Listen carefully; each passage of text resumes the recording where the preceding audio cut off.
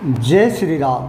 श्री रामचरितमानस अरण्यकांड दोहा संख्या 41 से 46 का आज श्रवण आप लोगों को करवाने जा रहा हूँ।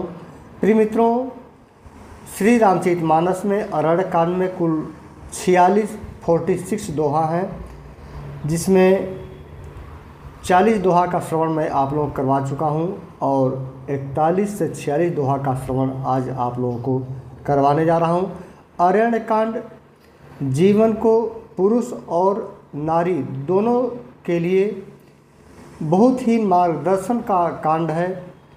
बहुत सी श्रेष्ठ मुनियों द्वारा, माता सती अनुसुईया द्वारा, प्रभु श्री राम द्वारा जनमानुष को बहुत से उपदेश दिए गए हैं, जिसको ध्यानपूर्वक पठन, श्रवण और मनन करने से आपका जीवन, यह मनुष्य जीवन सार्थक हो जाएगा। तो चलिए हम शुरू करते हैं श्री रामचरितमानस का अरण्यकांड का दोहा संख्या 41। देखे राम अति रुचिर तलावा, मज्जनु किन्ह परम सुख पावा। देखि सुंदर तरुबर छाया, बैठे अनुज सहित रघुराया। माता सीता की तलाश में प्रभु श्री राम जाते हैं और माता सबरी ने बताया कि आप दक्षिण की तरफ जाइए और वहाँ पर सुग्रीव से आपका मिलन होगा और सुग्रीव ही आगे का रास्ता बताएंगे। श्री राम जी ने अत्यंत सुंदर तालाब देखकर स्नान किया और परम सुख पाया। एक सुंदर उत्तम वृक्ष की छाया देखकर श्री रघुनाथ जी छोटे भाई लक्ष्मण जी सहित बैठ गए। तह पुनि सकल देव मुनि आए, स्तुति करि निज धाम सिधाए। बैठे परम प्रसन्न कृपाला, कहत अनुज सन कथा रसाला। फिर वहाँ सब देवता और मुनि आए और स्तुति करके अपने अपने धाम को चले गए। कृपालु श्री राम जी परम प्रसन्न बैठे हुए छोटे भाई लक्ष्मण जी से रसीली कथाएं कह रहे हैं। बिरहवंत भगवंत ही देखी, नारद मन भा सोच विशेषी। मोर साप करि अंगीकारा, सहत राम नाना दुख भारा। भगवान को विरह युक्त देखकर नारद जी के मन में विशेष रूप से सोच हुआ, अर्थात उन्होंने विचार किया कि मेरे ही शाप को स्वीकार करके श्री राम जी नाना प्रकार के दुखों का भार सह रहे हैं। प्रिय मित्रों, यह एक कथा है जो प्रभु श्री राम जी का यह अवतार हुआ है और यह सारी जो कथाएं हैं नारद जी के एक सांप के पाकर ही होता है। वह सांप की कथा भी मैं आप लोगों को अपने चैनल के माध्यम से आप लोगों को बताऊंगा। तो चलिए आगे का जो है कि वर्णन करते हैं। ऐसे तो नारद जी का मानना है कि मेरे सांप के पाकर ही प्रभु श्री राम का ये दुख हो रहा है, लेकिन ऐसी बात नहीं थी। प्रभु श्री राम जो है कि एक लीला करके सभी राक्षस जगत को समाप्त करना चाहते थे, देवताओं को चिंता मुक्त करना चाहते थे। इसलिए जो है कि यह सब कुछ विधि विधान का बना हुआ खेल था। ऐसे प्रभु ही बिलो कऊँ जाई, पुनि न बनी अस अवसरुआई। यह विचारी नारद कर बीना, गए जहाँ प्रभु सुख आसीना। ऐसे भक्त वत्सल प्रभु को जाकर देखूं, नारद जी कहते हैं। नारद जी विचार कर रहे हैं कि ऐसे भक्त वत्सल प्रभु को जाकर देखूं, फिर ऐसा अवसर न बन आवेगा। यह विचार कर नारद जी हाथ में बीड़ा लिए हुए वहां गए जहां प्रभु सुखपूर्वक बैठे हुए थे। गावत रामचरित मृदुबानी, प्रेम सहित बहुभांति बखानी। करत दंडवत लिए उठाई, राखे बहुत बार उड़लाई। वे कोमल वाणी से प्रेम के साथ बहुत प्रकार से बखान बखान कर रामचरित का गान करते हुए चले आ रहे थे। दंडवत करते देखकर श्री रामचंद्र जी ने नारद जी को उठा लिया और बहुत देर तक हृदय से लगाए रखा। स्वागत पूछ निकट बैठारे, लक्ष्मण सादर चरण पखारे। फिर स्वागत कुशल पूछकर पास बैठा लिया। लक्ष्मण जी ने आदर के साथ उनके चरण धोए। नाना विधि विनती करी, प्रभु प्रसन्न जिय जानी। नारद बोले बचन तब, जोरी सरोरुह पानी। बहुत प्रकार से विनती करके और प्रभु को मन में प्रसन्न जानकर तब नारद जी कमल के समान हाथों को जोड़कर वचन बोले। सुनहु उदार सहज रघुनायक, सुंदर अगम सुगम बरदायक। देहु एक बर मागऊँ स्वामी, यद्यपि जानत अंतर जामी। हे स्वभाव से उदार श्री रघुनाथ जी, सुनिए, आप सुंदर अगम और सुगम वर के देने वाले हैं। हे स्वामी, मैं एक वर मांगता हूँ, वह मुझे दीजिए।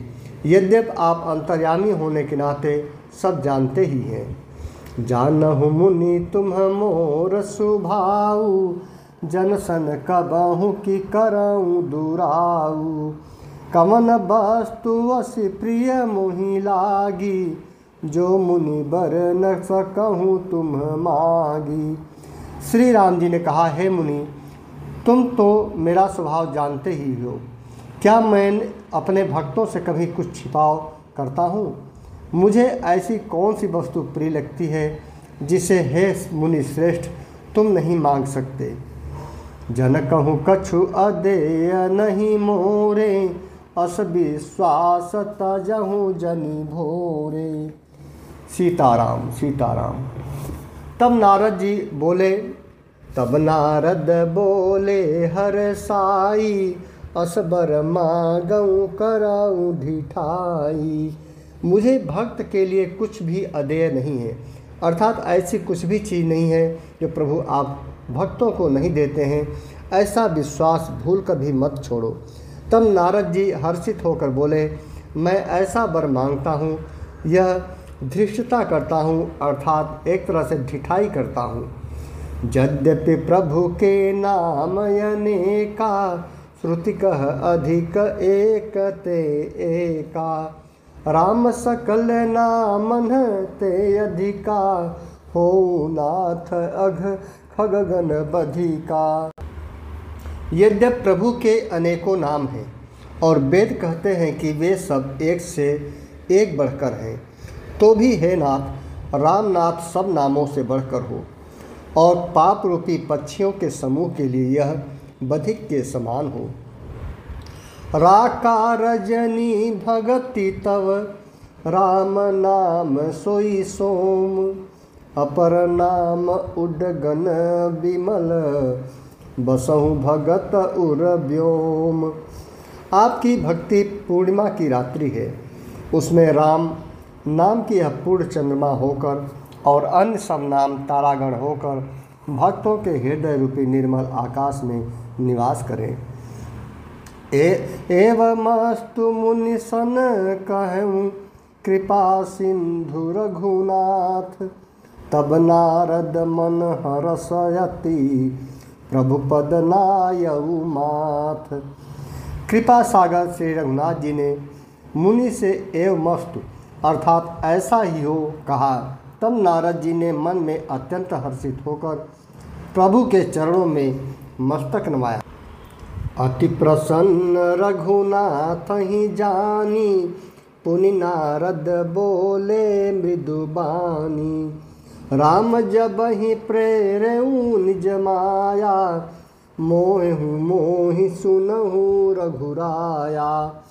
श्री रघुनाथ जी को अत्यंत प्रसन्न जानकर नारद जी फिर कोमल वाणी बोले, हे राम जी, हे रघुनाथ जी, सुनिए। जब आपने अपनी माया को प्रेरित करके मुझे मोहित किया था, तब विवाह मैं चाहूँ किन्हा, प्रभु कहीं कारण करे न दिन्हा। सुन मुनि ते तो ही कहूँ सहरोसा, भजहि जे मोहित जी सकल भरोसा। तब मैं विवाह करना चाहता था, जब आपने अपनी माया को प्रेरित करके मुझे मोहित किया था, विवाह के लिए उकसाया था, तब मैं विवाह करना चाहता था। अतः हे प्रभु, आपने मुझे किस कारण विवाह नहीं करने दिया। प्रभु बोले, हे मुनि सुनो, मैं तुम्हें हर्ष के साथ आनंद के साथ कहता हूँ कि जो समस्त आशा भरोसा छोड़कर केवल मुझको ही भजते हैं, वो सबसे मुझे प्रिय। आगे प्रभु श्री राम जी कहते हैं, करऊँ सदा तिन्ह कै रखवारी, जिमि बालक राखै महतारी। गह शिशु बच्छ अनल अहि धाई, तह राखै जननी अरगाई। प्रभु श्री राम जी कहते हैं कि सीताराम सीताराम सीताराम सीताराम, मैं सदा उनकी वैसी ही रखवाली करता हूँ, मैं सदा उनकी वैसी ही रखवाली करता हूँ जैसे माता बालक की रक्षा करती है।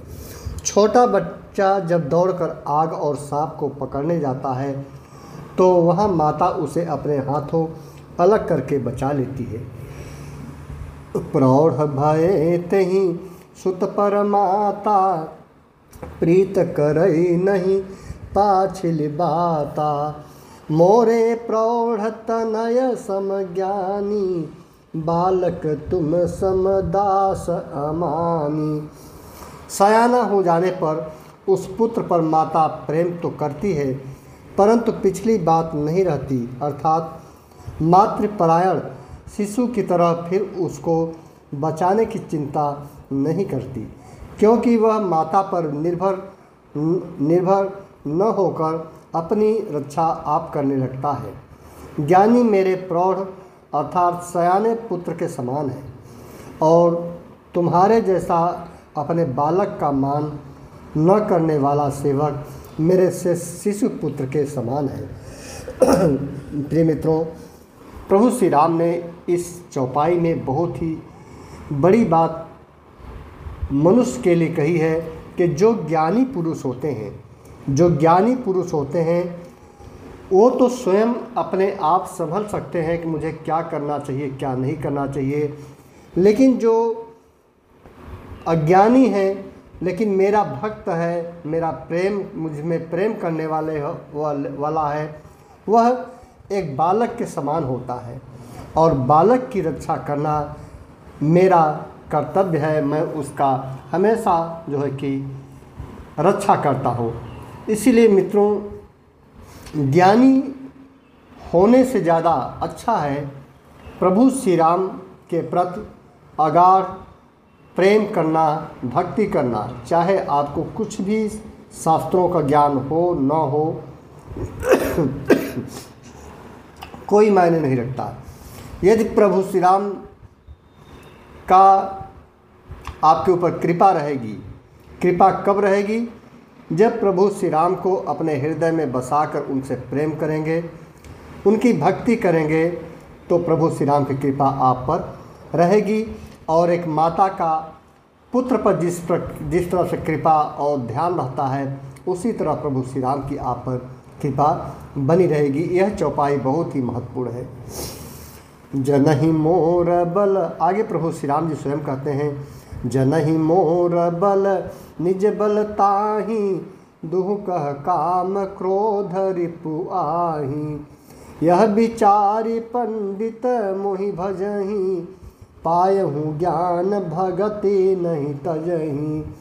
मेरे प्रभु श्री राम जी कहते हैं कि मेरे सेवक को केवल मेरा ही बल रहता है, और उसे अर्थात ज्ञानी को अपना बल भी होता है। देखिए, यहाँ भी प्रभु श्री राम ने उस बात को रिपीट किया है कि जो मेरा सच्चा सेवक होता है, जिसको ज्ञान नहीं होता, केवल भक्ति और प्रेम होता है, उसको केवल मेरा ही बल रहता है, अर्थात वह मेरे सहारे ही चलता है। लेकिन एक ज्ञानी जो पुरुष होता है, ज्ञानी जो होते हैं, उसका अपना भी बल होता है, उसलिए उसे संभालने की आवश्यकता नहीं पड़ती। पर काम क्रोध रूपी शत्रु तो दोनों के लिए है। पर काम और क्रोध रूपी शत्रु तो दोनों के लिए है। जो शत्रु होते हैं काम और क्रोध रूपी, वह ज्ञानी के लिए भी होता है और सेवक जो अज्ञानी होते हैं उनके लिए भी होता है। तो ज्ञानी तो काम क्रोध पर अपना स्वयं भी नियंत्रण कर सकता है, लेकिन जो अज्ञानी है लेकिन प्रभु में प्रेम करता है, भक्ति करता है, उसकी रक्षा कौन करेगा? उसके पास ज्ञान तो है नहीं, इसलिए प्रभु श्री राम उसकी रक्षा करते हैं। अर्थात भक्त के शत्रुओं को मारने की जिम्मेवारी मुझ पर रहती है। जो भक्त होते हैं, प्रेमी होते हैं, क्योंकि वह मेरे परायण होकर अर्थात मेरे पर निर्भर होकर मेरा ही बल मानता है कि प्रभु श्री राम जैसा करेंगे वैसा ही सब कुछ होगा। सब कुछ वह अपना न्यौछावर करके प्रभु श्री राम में अर्पण कर देता है। परंतु कहते हैं श्री राम जी कि अपने बल को मानने वाले ज्ञानी के शत्रुओं का नाश करने की जिम्मेवारी मुझ पर नहीं है, लेकिन जो ज्ञानी हैं उनके शत्रुओं का नाश करने की जिम्मेदारी मुझ पर नहीं है, क्योंकि उनमें खुद ऐसा बल होता है, विचार करने की क्षमता होती है, खुद उनके अंदर इतना तप होता है कि शत्रुओं से रक्षा। अर्थात शत्रु कौन है? काम, क्रोध, लोभ, मोह, माया, ये सब शत्रु हैं। तो इन पर ज्ञानी लोग स्वयं ही नियंत्रण कर लेते हैं। लेकिन ये जो अज्ञानी है, जो मूढ़ व्यक्ति है, लेकिन प्रभु हमारे में प्रेम रखता है, मुझ में भक्ति रखता है, उसकी रक्षा करना मेरी जिम्मेदारी है।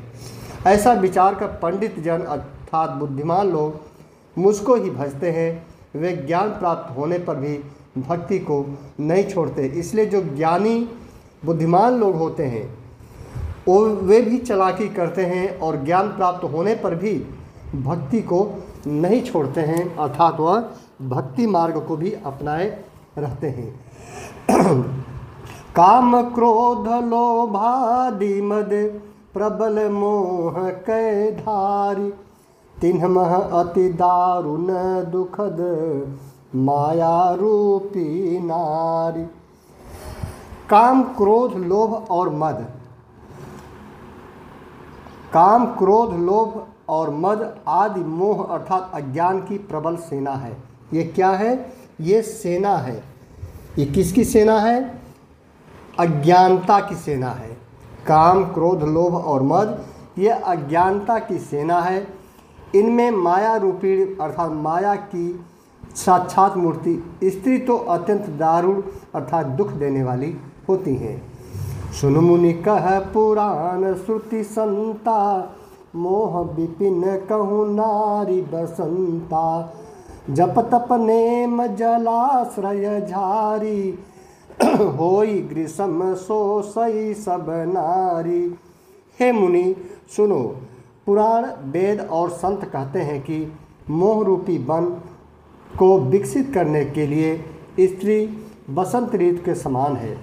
जप तप नियम रूपी संपूर्ण जल के स्थानों को स्त्री ग्रीष्म रूप होकर सर्वथा सोख लेती है।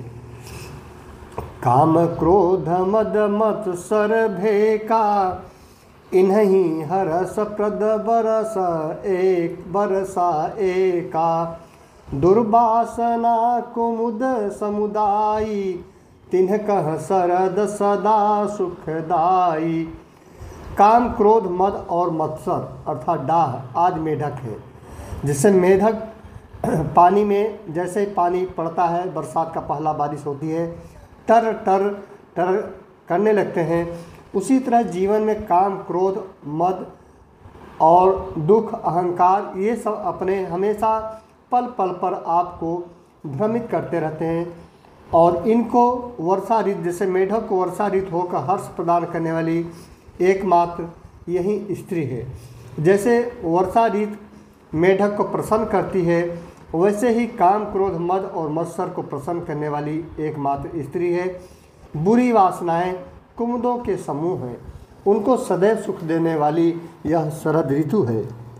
सीताराम सीताराम। धर्म सकल सरसी रहूं वृंदा, होई हिम तिन्हि दहई सुख मंदा। पुनि ममता जवास बहुताई पलुहई नारी शिशिर ऋतु पाई। समस्त धर्म कमलों के झुंड हैं। यह नीच अर्थात विषय जन्य सुख देने वाली स्त्री हम रीत होकर उन्हें जला डालती है। फिर ममता रूपी जवास का समूह वन स्त्री रूपी शिशिर ऋतु को पाकर हरा भरा हो जाता है। पाप उलुक नीकर सुखकारी नारी निबिड़ रजनी अधियारी। बुद्धि बलशील सत्य सब मीना बनसी समत्रिय कहीं प्रवीणा। पाप रूपी उल्लुओं के समूह के लिए यह स्त्री सुख देने वाली घोर अंधकारमयी रात्रि है। बुद्धि बल शील और सत्य ये सब मछलियाँ हैं। उन सबको फंसाकर नष्ट करने के लिए स्त्री बंसी के समान है। चतुर पुरुष ऐसा कहते हैं। अवगन मूल शूल प्रद प्रमदा सब दुख खान। ताते किन्ह निवारण मुनिमय यह जिन जान। युवती स्त्री, देखिए ये स्त्रियों के संदर्भ में ये बातें कही गई है कि कैसा उस समय था। युवती स्त्री अवगुणों की मूल है, पीड़ा देने वाली और सब दुखों की खान है। इसलिए हे मुनि, मैंने जी में ऐसा जानकर तुमको विवाह करने से रोका। ये नारद को माध्यम बना करके एक तरह से ऐसे पुरुषों को, ऐसा नहीं मित्रों, ये न समझिएगा कि इन चौपाई और दोहों के माध्यम से स्त्रियों का अपमान किया जा रहा है कि उन्हें अवगुणों की खान कहा जा रहा है। लेकिन पुरुषों को यह सावधान किया जा रहा है, एक तरह से महिलाओं पुरुषों जो भी प्रभु के भक्त हैं उनको सावधान किया जा रहा है कि जो भी पुरुष काम लोभ मोह और काम की वासना में पड़ेगा वह जो है कि प्रभु के प्रति प्रेम और भक्ति नहीं रख सकता। और इसीलिए युवती अर्थात स्त्री को अवगुणों की मूल और पीड़ा देने वाली अर्थात सब दुखों की खान कहा है। क्योंकि जो भी परिवार में रहते हैं उनको सब कुछ दुख उठाना ही पड़ता है। इसीलिए मित्रों, इसीलिए नारद जी को विवाह करने से प्रभु श्री राम जी ने रोका था। सुनि रघुपति के बचन सुहाए मुनि तन पुलक नयन भरी आए। कहूँ कवन प्रभु कै असी रीति सेवक पर ममता अरु प्रीति। अर्थात श्री रघुनाथ जी के सुंदर वचन सुनकर मुनि का शरीर पुलकित हो गया और नेत्र प्रेम आंसुओं के जल से भर आए। अर्थात वे मन ही मन कहने लगे, कहो तो किस प्रभु की ऐसी रीति है जिसका सेवक पर इतना ममत्व और प्रेम हो। जेन भजहि अस प्रभु भ्रम त्यागी ज्ञान रंक नर मंद अभागी। पुनि सादर बोले मुनि नारद सुनहु राम विज्ञान विशारद। जो मनुष्य भ्रम को त्याग कर ऐसे प्रभु को नहीं भजते वे ज्ञान के कंगाल दुर्बुद्धि और अभागे हैं। फिर नारद मुनि आदर सहित बोले, हे विज्ञान विशारद श्री राम जी सुनिए। संतन के लक्षण रघुबीरा कहूँ नाथ भव बंजन धीरा। सुन मुनि संतन के गुण कहूँ जिन्हते मैं उनके बस रहूँ। हे रघुबीर, हे भावमय अर्थात जन्म मरण के भय का नाश करने वाले मेरे नाथ, अब कृपा कर संतों के लक्षण कहिए। अब देखिए संतों के लक्षण भी पूछ रहे हैं क्या होते हैं। श्री राम जी ने कहा, हे मुनि सुनो, मैं संतों के गुणों को कहता हूँ जिनके कारण मैं उनके बस में रहता हूँ। तो संत के क्या गुण होते हैं, सारी चौपाई दोस्तों बहुत ही महत्वपूर्ण है। संतों के क्या गुण होते हैं, अब जो है कि यहाँ पर आप लोगों को प्रभु श्री राम के मुख से स्वयं सुनने की सौभाग्यशाली हैं आप जो ऐसी बातों को श्रवण करने का आपको सुअवसर प्राप्त हो रहा है। प्रभु श्री राम जी ने संतों के लक्षण बताते हैं। सट विकार जित अनघ अकामा, अचल अकिंचन सुखी शुचि सुख धामा। अमित बोध अनिहमित भोगी, सत्य सार कवि को विद जोगी। वे संत अर्थात काम, क्रोध, लोभ, मोह, मद और मत्सर। मत्सर का मतलब होता है डाह, जो डाहना, किसी को कष्ट पहुँचाना। इन 6 विकारों अर्थात दोषों को जीते हुए इस जीवन में ही पाप रहित होकर, कामना रहित होकर, निश्चल अर्थात स्थिर बुद्धि, अकिंचन अर्थात सर्व कुछ त्याग कर सर्व त्यागी, बाहर और भीतर से पवित्र, सुख के धाम असीम, ज्ञानवान, इच्छा रहित, मिताहारी, सत्यनिष्ठ, कवि, विद्वान और योगी। ये जो है कि मित्रों 6 प्रकार के सट विकार, ये सट विकार मतलब 6 प्रकार के दोष को भी बताते हैं और इनसे कैसे छुटकारा पा करके एक संत जो है कि अपना जीवन व्यतीत करता है। सुख के धाम असीम, ज्ञानवान, ये सारे गुण हैं जो संतों के गुण हैं, जिसको अभी जो है कि विस्तार से आगे भी वर्णन मिलेगा। सावधान मानद मदहीना, धीर धर्म गति परम प्रवीणा।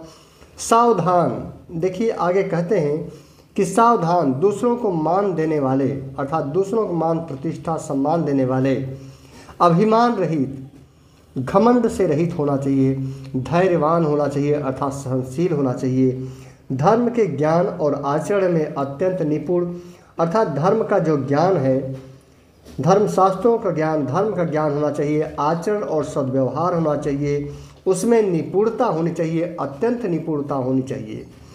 संतों के गुण हो, संतों में गुण होना चाहिए। आगे कहते हैं गुनागार संसार दुख, गुनागार संसार दुख, रहित विगत संदेह। तजिमम चरण सरोज प्रिय, तिन्ह कहूँ देहन गेह।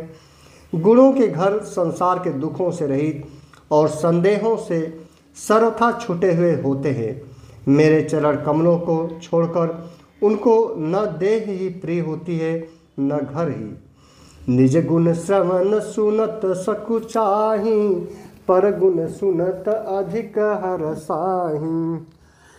समशीतल नहीं त्याग ही नीति, सरल स्वभाव सब ही सन प्रीति।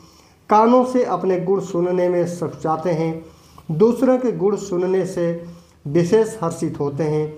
सम और शीतल है, न्याय का कभी त्याग नहीं करते, सरल स्वभाव होते हैं और सभी से प्रेम रखते हैं। जप तप व्रत दम संयम नेमा, गुरु गोविंद विप्र पद प्रेमा।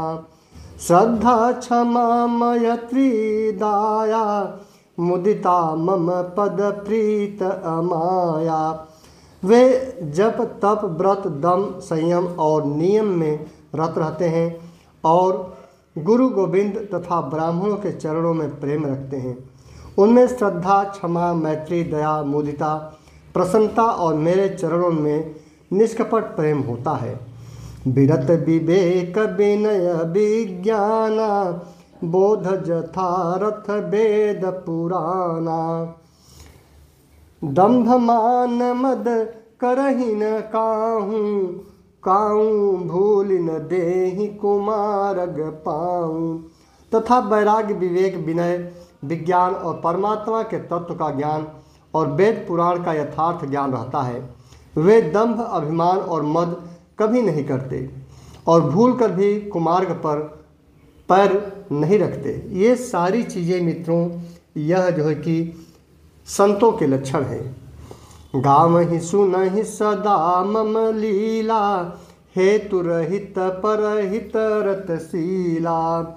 मुनि सुनु साधुन के गुण जेते, कहि न सकहि सारद श्रुति तेते। सदा मेरी लीलाओं को गाते सुनते हैं। संत कैसे होते हैं? सदा मेरी लीलाओं को गाते सुनते हैं और बिना ही कारण दूसरों के हित में लगे रहने वाले होते हैं। हे मुनि सुनो, संतों के जितने गुण हैं उनको सरस्वती और वेद भी नहीं कह सकता। एक सुंदर छंद के माध्यम से यहाँ पर जो है कि उसे व्यक्त किया गया है संतों के गुण। कही सक न सारद शेष नारद, सुनत पद पंकज गहे, अस दीन बंधु कृपाल अपने, भगत गुण निज मुख कहें। सिरुनाई बारही बार चरणनि, ब्रह्मपुर नारद गए, ते धन्य तुलसीदास आस, बिहाई जे हरि रंग रहे। शेष और शारदा भी नहीं कह सकते। यह सुनते ही नारद जी ने श्री राम जी के चरण कमल पकड़ लिए। दीनबंधु कृपालु प्रभु ने इस प्रकार अपने श्रीमुख से अपने भक्तों के गुण कहे। भगवान के चरणों में बार बार सिर नवाकर नारद जी ब्रह्मलोक को चले गए। तुलसीदास जी कहते हैं कि वे पुरुष धन्य हैं जो सब आशा छोड़कर केवल श्री हरि के रंग में रंग गए। राव नारी जसु पावन, गावहि सुनहि जे लोग, राम भगत दृढ़ पावहि, बिनु विराग जप जोग। जो लोग रावण के शत्रु श्री राम जी का पवित्र यश गावेंगे और सुनेंगे, वे वैराग्य जप और योग के बिना ही श्री राम जी की दृढ़ भक्ति पावेंगे। दीप शिखा सम जुबती तन, मन जनि होसि पतंग, भजहि राम तज काम मद, करहि सदा सतसंग। आगे अंतिम में अरण्यकांड की अंतिम लाइन आते आते उन्होंने कह दिया है कि युवती स्त्रियों का शरीर दीपक की लौ के समान है। जो युवा स्त्रियां हैं उनका शरीर दीपक की लौ के समान है। हे मन तुम उसका पतिंगा मत बन।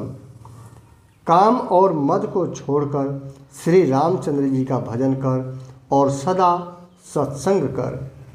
देखिए अंतिम में अरण्य कांड मित्रों कितना सुंदर है। इसमें उपदेश ही उपदेश है। अरण्य कांड में चाहे अगस्त मुनि जी का उपदेश हो, चाहे प्रभु श्री राम जी का उपदेश हो, चाहे माता सबरी का उपदेश हो, तो अत्रि मुनि का उपदेश हो, तो बहुत से मुनि ऋषियों मुनियों का उपदेश इसमें समाहित है। इसीलिए अरण्य कांड बहुत ही अच्छा कांड है मित्रों।